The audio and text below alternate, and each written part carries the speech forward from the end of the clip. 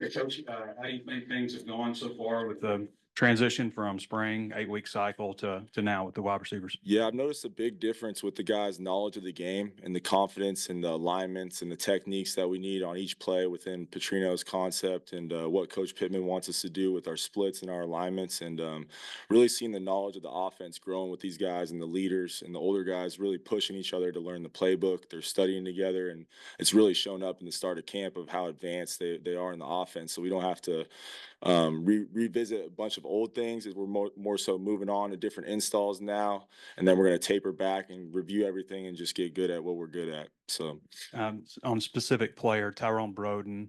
Tyrone only had thank you. 15 catches last year, averaged like 8 yards a catch. 6'7", one of the 5 fastest guys on your team, can make ridiculous one-handed catches. Like, what's this guy's ceiling? Sky's the limit for him. The best thing about him is how hard he works at learning the offense. He's a leader, and he just picks up the offense very quickly. And his position, he has to move around a lot in the alignments of inside, outside, maybe number 3 in the slot. And he's done a great job of picking up the concepts, because you could be number 1 in the concept or number 2 or number 3 in the 3-man concept, and he knows all those positions, which helps him play that position he's at Z, because he has to move around a lot. But he's been so impressive with just his work ethic and his footwork for his size, and his hands. Obviously, with his height, he can high point the ball way up there above the backboard. But he's just done a great job of working. I mean, this is a different year for him. We're asking him to start, at the outside, and he's taking that role and leadership role and really working harder, because this is going to be a different year for him. Is there anything like an area where you've identified that you'd want him to focus in on and maybe improve? Just his pad level. For a taller guy like that, you're always coaching pad level, and just getting his pads down on his releases and stuff like that. He's so tall; he's got to get hit a lot lower than other guys to get off a jam corner, and just release things. But I'm really just trying to motivate him, because, like you said, he only had 15 or so catches last year, and I'm trying to motivate him to, hey, this is going to be a different year for you. You're going to have a bigger workload, so every day in camp, you got to keep progressing and taking care of your body. I was just looking, you returned every catch made by a wideout last year, which is pretty uncommon. Mhm. Can you feel that? Like, it feels like more of a veteran group? Yeah, you can feel that, and you can feel the urgency. Like I said, that they've learned the offense all summer together, and you just feel that they're together and the leadership in the room, just with the veteran guys, helps speed up the young guys' process, because they don't have time. The older guys are bringing them along, and we like to stick. How one goes, we all go. So we're on the young guys to learn it and jump in there and do their responsibilities. And like you said, I mean, the veteran leadership has really helped me walk into that room and just feel comfortable. Hey, these guys are hungry. They want to be coached, and that's what I'm here to do, is just coach them as hard as I can, motivate them, and try and have a better year than they've ever had.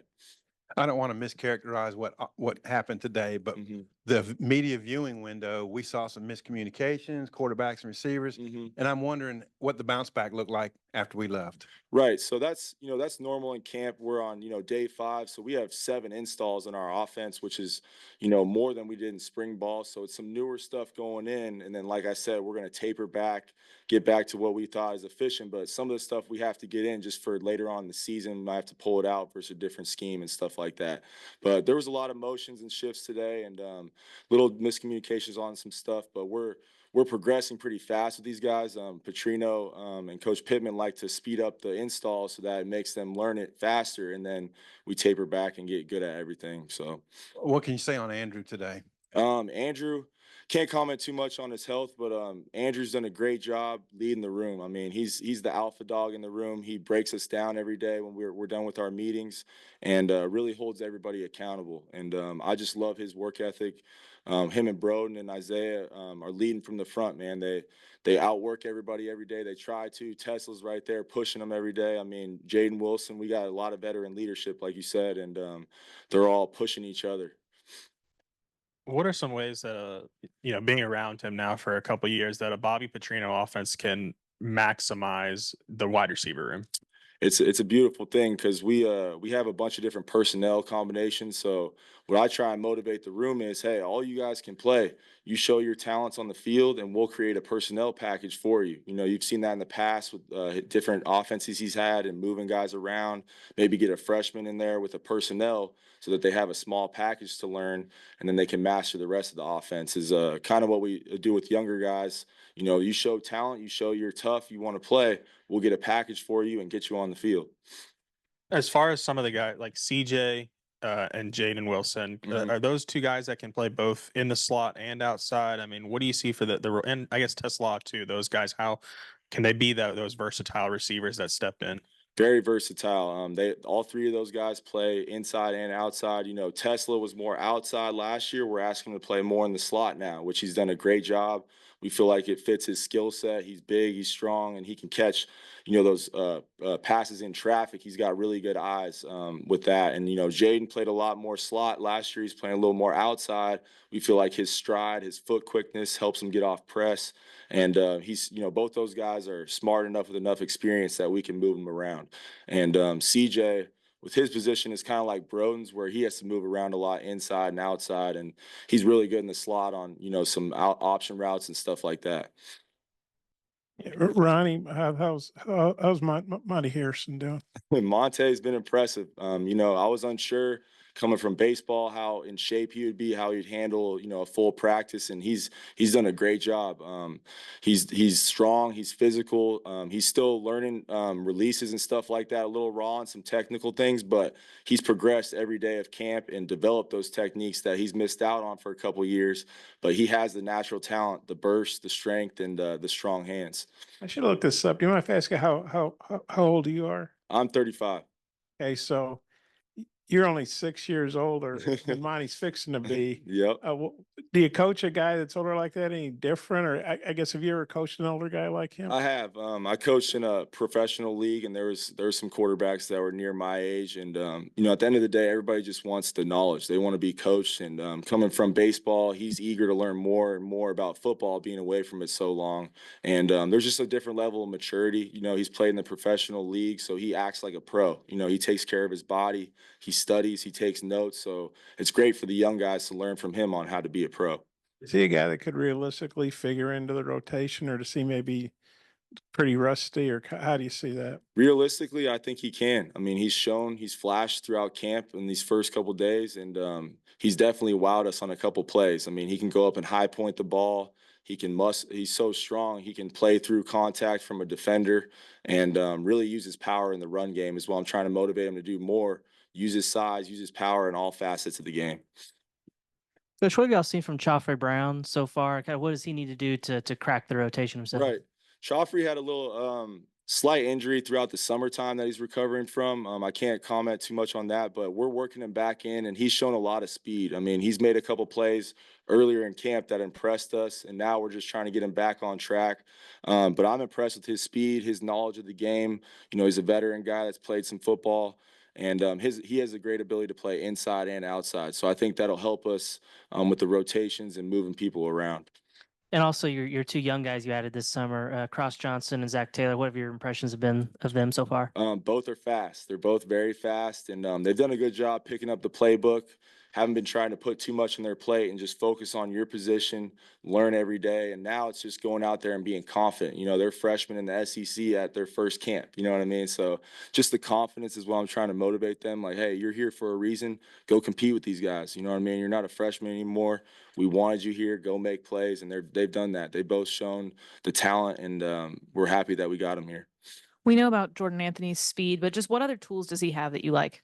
What I love, Jordan does have speed, but I've been impressed with his toughness. Most track guys, you're worried about, okay, how can they take a hit, right? Can he learn the offense? Does he love football? And all those boxes are checked with him. Very impressed with his ability to study the playbook and pick it up fast. I mean, he's a fast learner.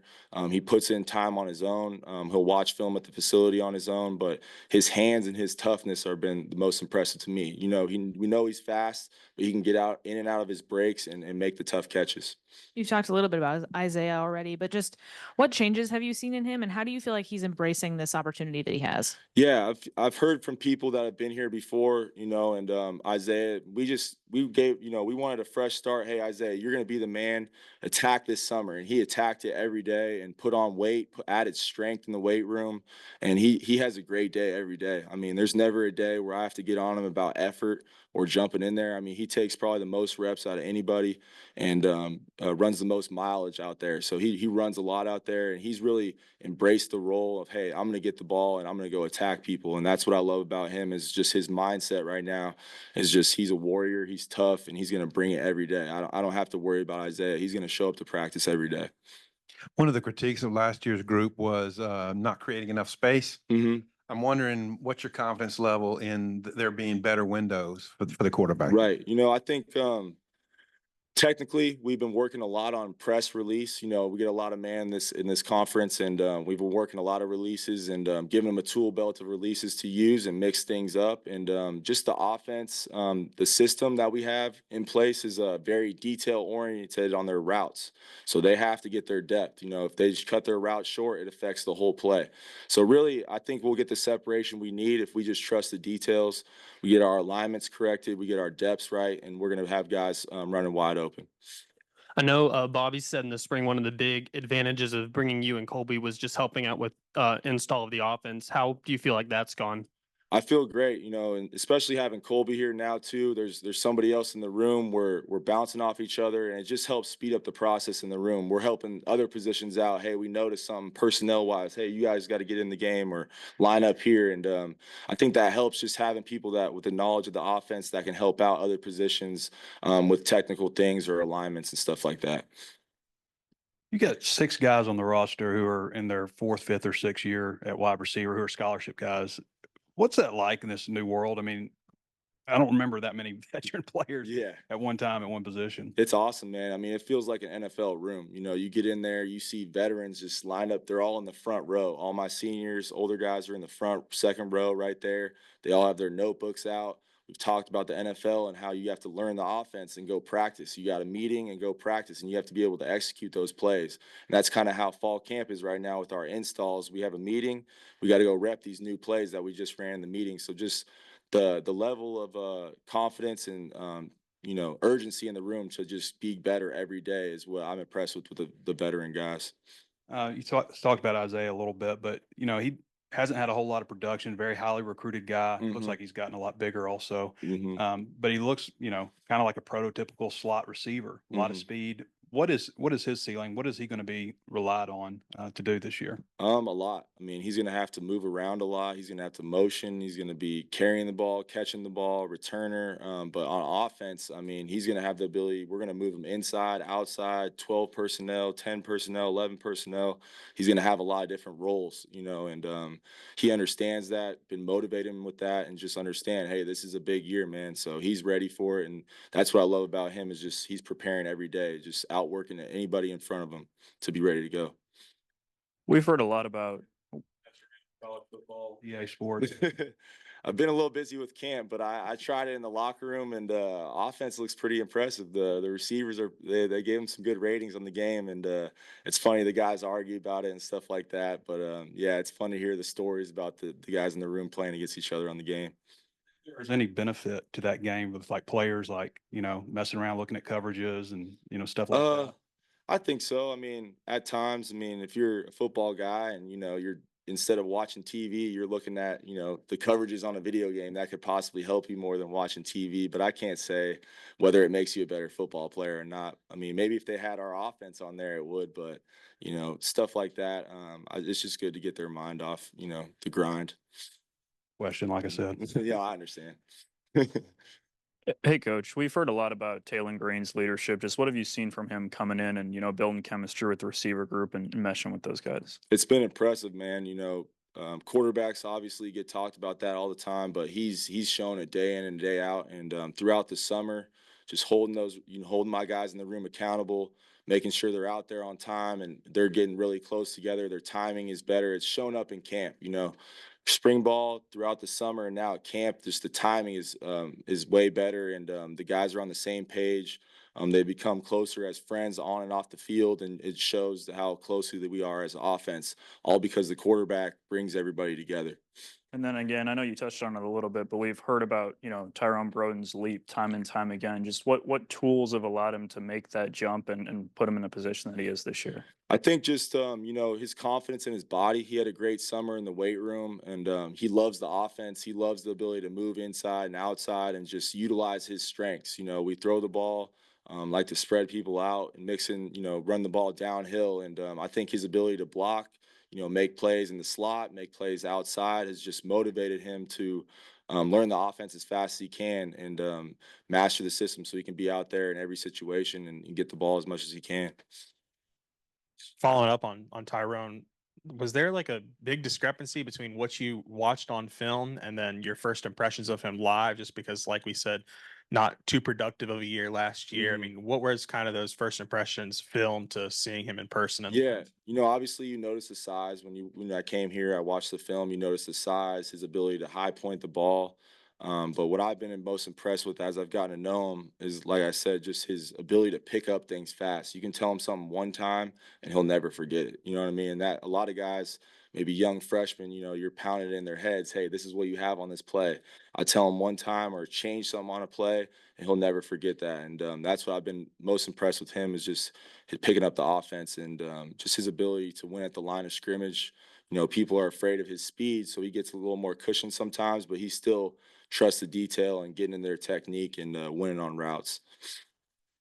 Going against the DBs like y'all do in drills or the fastballs or I was just curious what your take was on the DBs. DBs are a very gritty group. I mean, every day when we go to one-on-ones, they're going to compete, and it's a challenge every day for us because, when you go against another defense every day in practice, they get a feel for your routes and certain types of things you like to do. But those guys are very intelligent. Braxton and Keon Stewart have done a great job of sitting on certain things. They make our guys work. We got to get in a great stance. We can't show anything in our route or they're going to jump it. So we get challenged every day in practice, and those guys in the secondary have done a great job making us better every day. I remember about Bobby the first time he was here, really precise routes. I mean, he'd stop practice if a guy was like an inch off or something. Exactly. And then when he left, you could tell it fell off. Mhm. That precision wasn't there the same way. I was wondering, working with him, kind of what's he like and in terms of the precise routes and how important that is. Right.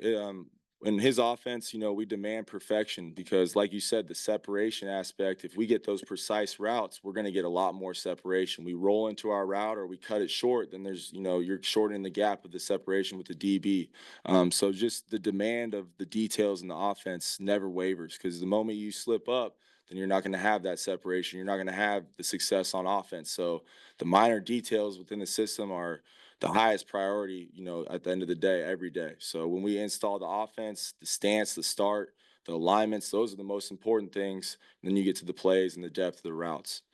Armstrong's coming off a really good year. We saw a lot of good things from him in spring. What can he get better at? What's his top end?